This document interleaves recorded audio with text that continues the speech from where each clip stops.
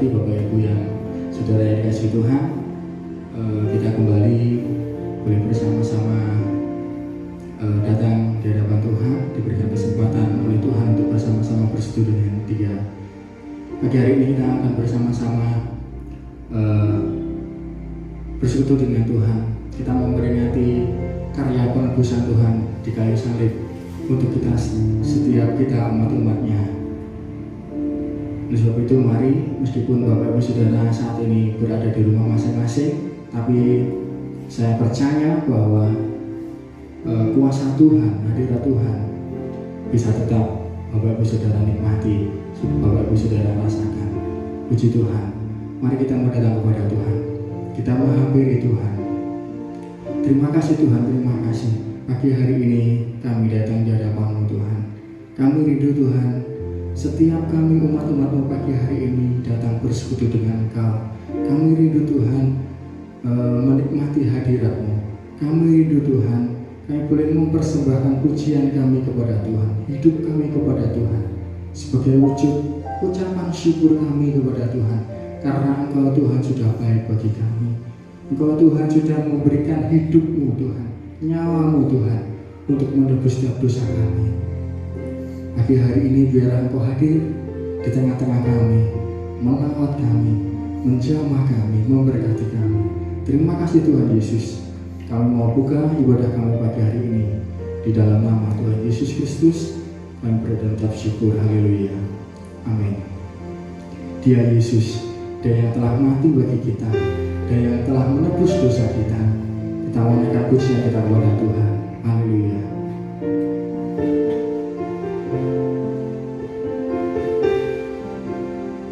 Dia Yesus telah mati bagiku. Dia Tuhan selamatkan jiwaku. Bagi Dia pujianku tak dapat ku balas kasih-Nya. Dia angkatku jadi anak-Nya, beri damai di dalam hidupku. Bagi Dia sembahku, hanya Dia segalanya bagiku. Bagi Dia segala pujian, hormat serta syukur kekal selamanya. Bagi Dia segala pujian, hormat serta syukur selama-lamanya.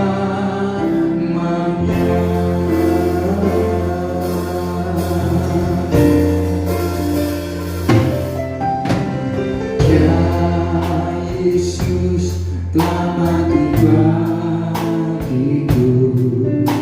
Dia Tuhan selamatkan jiwaku.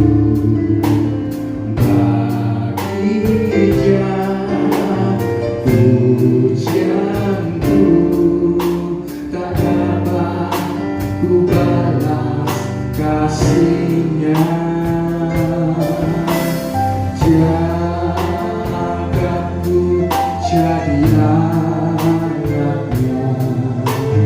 beri damai di dalam hidupku. Bagi Dia sembahku, hanya Dia segalanya bagiku. Bagi Dia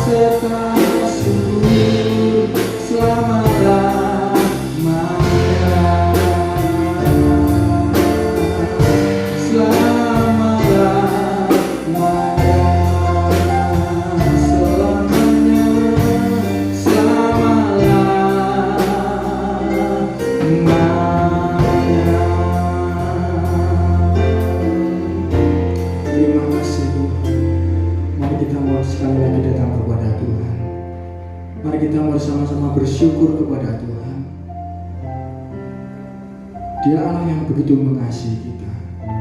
Dia Allah yang begitu mencintai kita, sehingga Dia rela memberikan hidupnya, nyawanya bagi kita. Biarlah pagi hari ini kita bersama-sama memberikan ucapan syukur kita kepada Tuhan. Kita mau katakan terima kasih Tuhan. Kita mau katakan kami bersyukur Tuhan buat karya penebusan-Mu bagi kami, buat pengorbanan-Mu bagi kami Tuhan. Engkau telah mencurahkan darah-Mu bagi kami. Engkau telah memberikan hidup-Mu Tuhan bagi kami, sehingga kami yang seharusnya binasa, tetapi kami memperoleh hidup yang kekal karena Engkau. Oleh sebab itu Tuhan, pagi hari ini kami umat-umat-Mu GPTHOG, kami rindu Tuhan. Kami mau datang di hadapan-Mu Tuhan. Kami rindu Tuhan. Pagi hari ini kami bersama-sama akan diberkati oleh firman-Mu. Kami akan dikuatkan oleh firman-Mu. Mari Tuhan, Engkau berbicara bagi kami Tuhan. Mari Tuhan, Engkau tegur kami Tuhan. Mari Tuhan, sampaikan apa yang menjadi isi hati-Mu itu bagi kami Tuhan, sehingga setiap kami umat-umat-Mu tanpa terkecuali Tuhan, setiap kami akan diberkati Tuhan. Kami akan diberkati melalui kebenaran firman-Mu. Kami akan dikuatkan Tuhan. Kami akan diteguhkan Tuhan. Urapi hamba-Mu yang akan Tuhan pakai menjadi saluran berkat bagi kami, yang akan memberitakan firman-Mu, sehingga setiap firman yang disampaikan boleh benar-benar menjadi isi hati Tuhan bagi kami. Kami sambut kebenaran firman-Mu dan pengucapan syukur di dalam nama Tuhan kami Yesus Kristus kami berdoa. Haleluya. Amin. Shalom. Selamat pagi Bapak Ibu yang terkasih di dalam nama Tuhan Yesus Kristus. Puji Tuhan, pada pagi hari ini kita dapat bersama-sama kembali mengenang bagaimana Kristus yang sudah mati untuk kita. Pagi hari ini kita memperingati hari di mana Dia mati buat kita. Puji Tuhan. Saudaraku yang dikasihi oleh Tuhan, di sebuah desa ada seorang ibu yang sudah lanjut usia, dan ibu itu punya seorang anak laki-laki satu-satunya. Suaminya sudah lama meninggal karena sakit, dan sang ibu yang sudah tua ini merasa sangat sedih melihat perilaku anaknya yang buruk, yang seringkali suka mencuri, berjudi, mengadu ayam, dan banyak hal lain yang dilakukan oleh anak satu-satunya. Ibu itu sering menangis meratapi nasibnya, dan dia seringkali minta kepada Tuhan supaya Tuhan menyadarkan anak satu-satunya ini, sehingga kelak ketika dia sudah tidak ada lagi, anak ini berubah kelakuannya menjadi seorang anak yang baik. Namun anak ini tetap dan makin menjadi-jadi larut di dalam perbuatan jahatnya. Sudah sangat sering dia keluar masuk penjara karena kejahatan yang sudah dilakukannya. Dan satu hari dia kembali mencuri di rumah seorang penduduk desa itu. Namun dia tertangkap dan akhirnya dia dijatuhi hukuman mati. Saudaraku yang dikasihi oleh Tuhan, pengumuman itu diberitakan ke seluruh desa, dan hukuman akan dilakukan keesokan harinya, tepat pada saat lonceng berdentang menandakan pukul 6 pagi. Berita hukuman mati itu juga sampai ke telinga sang ibu. Dia menangis meratapi anak yang sangat dikasihinya itu, dan dalam hatinya dia berkata, biarlah aku yang sudah tua ini yang menggantikan anakku untuk dihukum mati.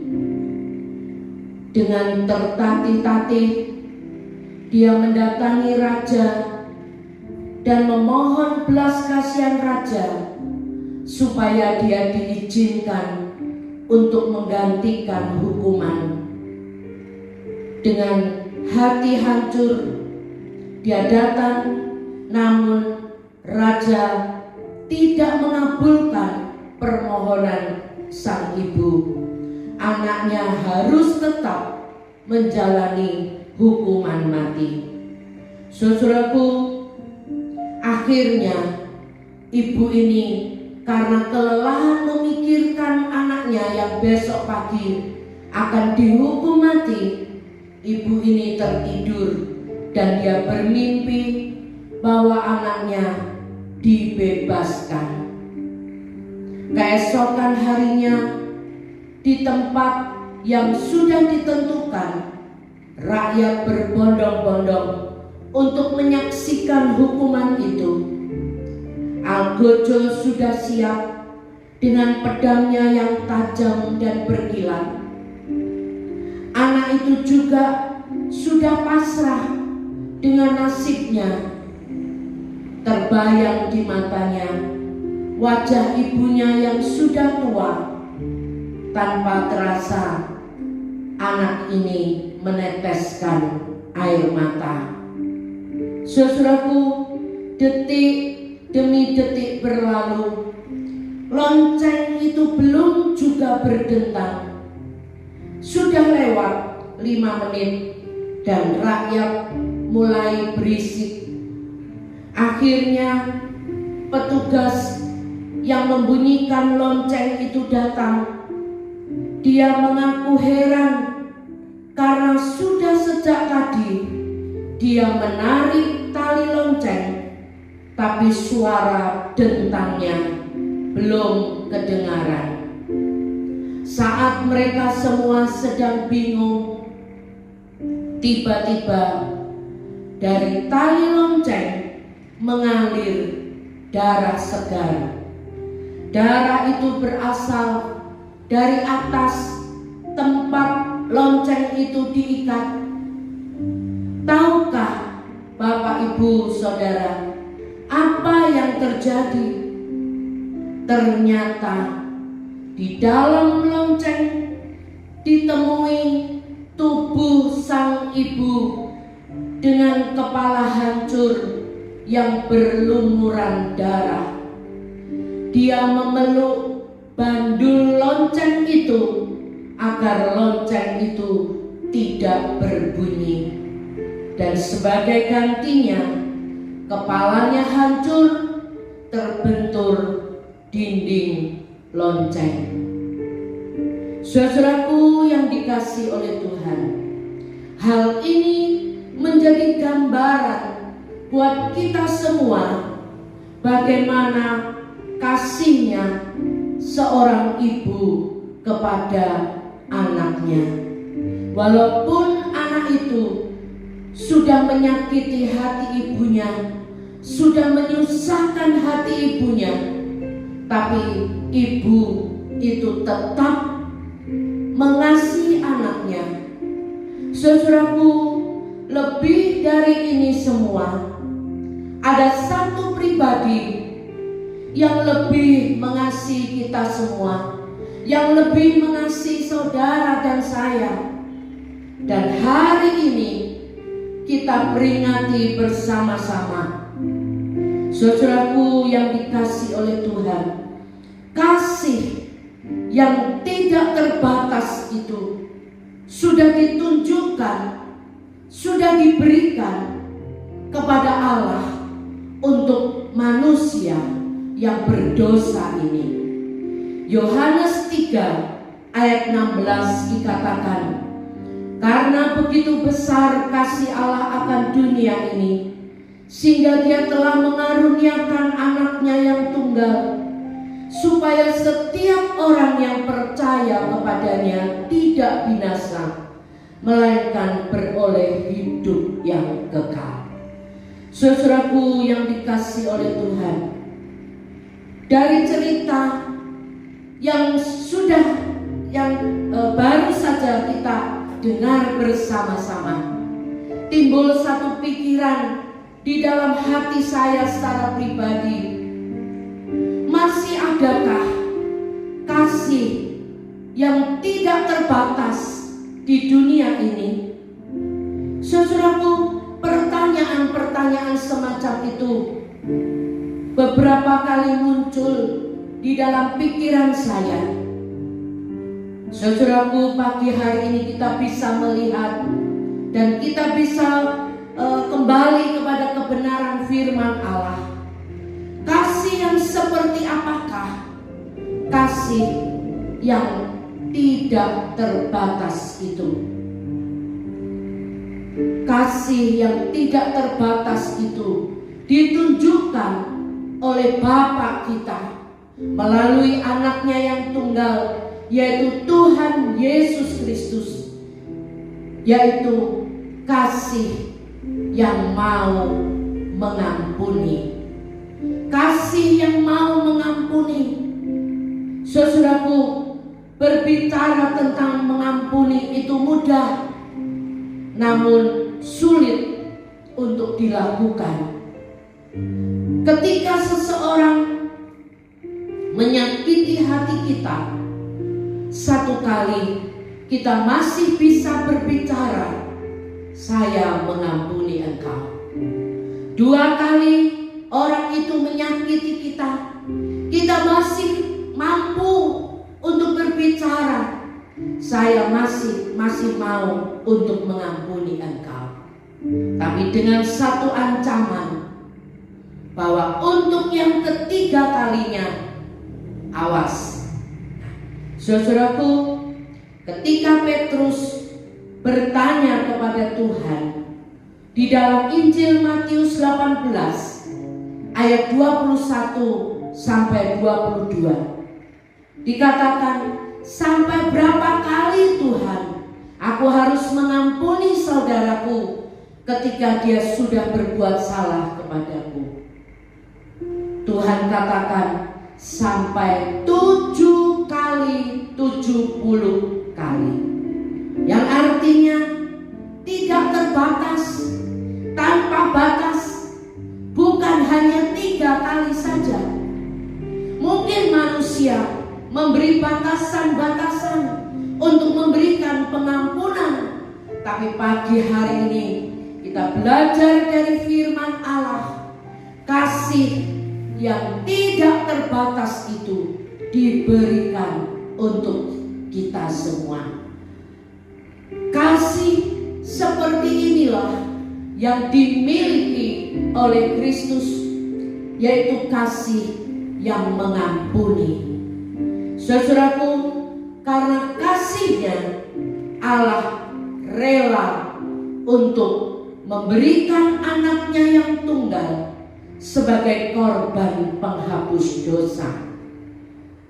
Saudaraku, pengampunan itu mengalir dari hati Allah sendiri yang penuh kasih.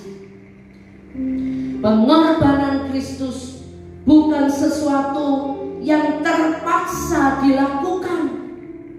Filipi 2 ayat 7 dan 8. Melainkan telah mengosongkan dirinya sendiri dan mengambil rupa seorang hamba dan menjadi sama dengan manusia. Saudaraku, di dalam kita membaca sebentar di dalam kitab Filipi pasal yang kedua ayat yang ke-7 dan 8. Filipi 2 ayat 7 dan 8. Melainkan telah mengosongkan dirinya sendiri dan mengambil rupa seorang hamba dan menjadi sama dengan manusia, dan dalam keadaan sebagai manusia ia telah merendahkan dirinya dan taat sampai mati, bahkan sampai mati di kayu salib.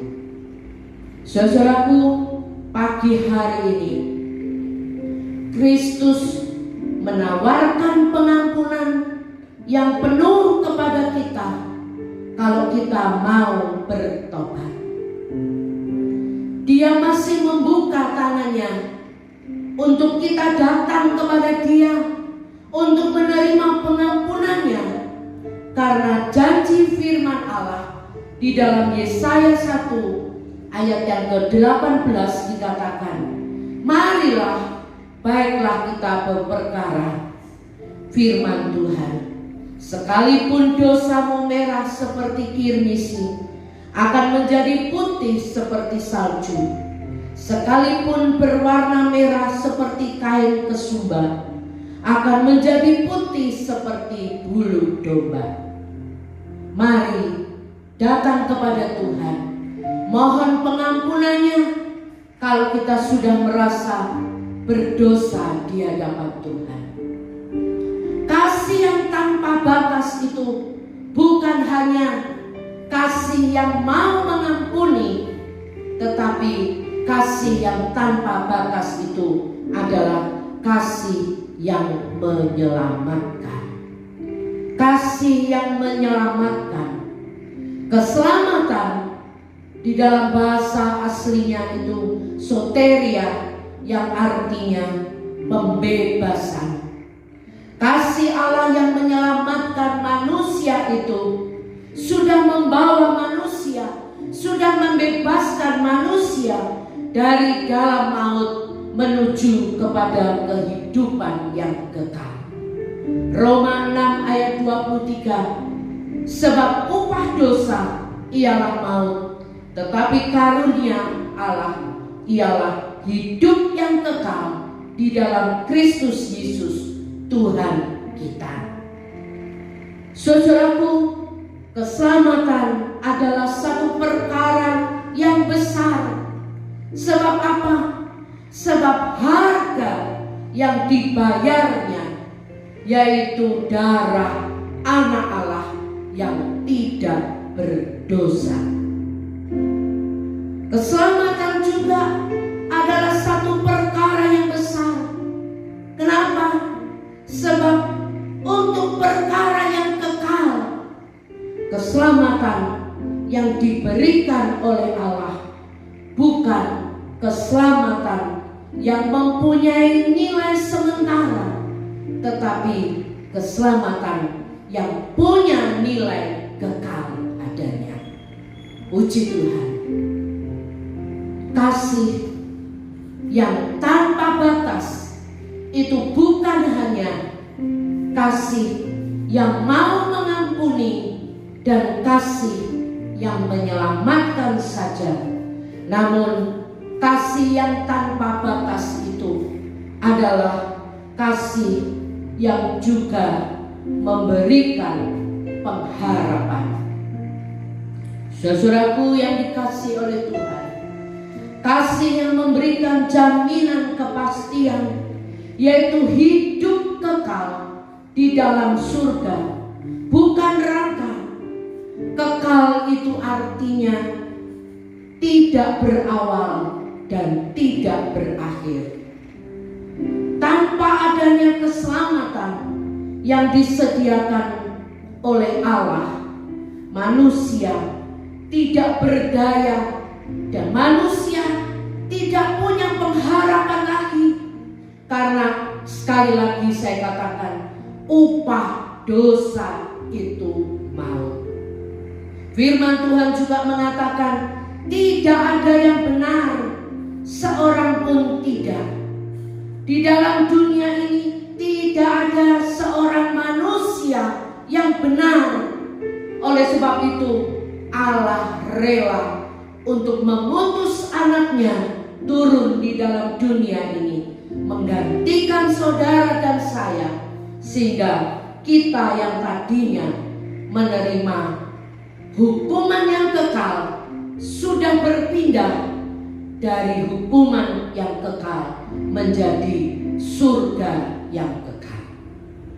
Yohanes 10 ayat 28 mengatakan, dan aku memberikan hidup yang kekal kepada mereka, dan mereka pasti tidak akan binasa sampai selama-lamanya, dan seorang pun tidak akan merebut mereka dari tanganku. Puji Tuhan.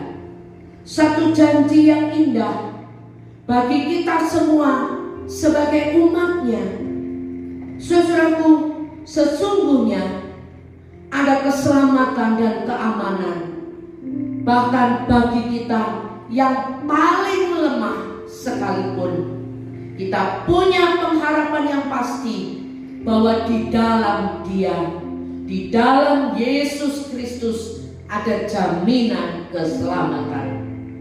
Saudaraku yang dikasihi oleh Tuhan, kasih Allah bukan kasih yang menuntut, bukan kasih seperti kasih seorang teman, kasih seorang sahabat, kasih seorang pacar, kasih seorang suami atau istri, namun kasih yang tanpa batas, kasih yang tidak pernah terbatas, yang sudah diberikan untuk kita semua. Kasih yang tanpa batas itu adalah kasih yang mengampuni, kasih yang mau menyelamatkan, dan kasih yang memberikan pengharapan buat kita. Puji Tuhan. Saudaraku yang dikasihi oleh Tuhan, sebagai akhir dari renungan saya pada pagi ini, saya ingin membagikan kisah nyata dari dua orang kakak beradik yang mempunyai sifat yang bertolak belakang satu dengan yang lain. Sang kakak adalah seorang anak yang cuek, yang egois, sedangkan adiknya adalah seorang anak yang lemah lembut dan sabar. Sejak kecil mereka sering bertengkar, dan adik yang mengalah demi kakaknya. Hingga satu hari mereka pergi ke sekolah minggu, mereka mendengar kisah tentang hal mengampuni yang diajarkan oleh Yesus. Mengampuni bukan cuma sampai 3 kali, tetapi yang Yesus ajarkan adalah mengampuni sampai 7 kali 70 kali. Saudaraku, mereka ingin melakukan firman dan sama-sama mereka membuat tabel pengampunan. Sang kakak selalu melakukan kesalahan, dan tentu saja adik memberi tanda pada tabelnya, tanda dia mengampuni kakaknya. Tahun demi tahun berlalu, tapi kebiasaan ini tidak pernah lepas dari keduanya. Hingga satu hari sang kakak kembali membuat kesalahan, dan dia tahu bahwa tabel pengampunannya sudah habis. Dia begitu takut sebab dia yakin bahwa kesalahan yang cukup fatal kali ini sudah tidak dapat dimaafkan lagi oleh adiknya. Dia pergi dari rumah dan takut kalau ia sudah tidak akan diampuni lagi oleh adiknya. Beberapa tahun kemudian dia mendengar bahwa adiknya meninggal dunia. Dia sangat kaget dan dia menyesal mengapa semuanya ini berakhir seperti ini. Setelah kematian adiknya itu, dia baru menemukan bahwa adiknya sudah membuat tabel pengampunan yang baru, dan di tabel paling atas tertulis kesalahan ke-491 telah kumaafkan.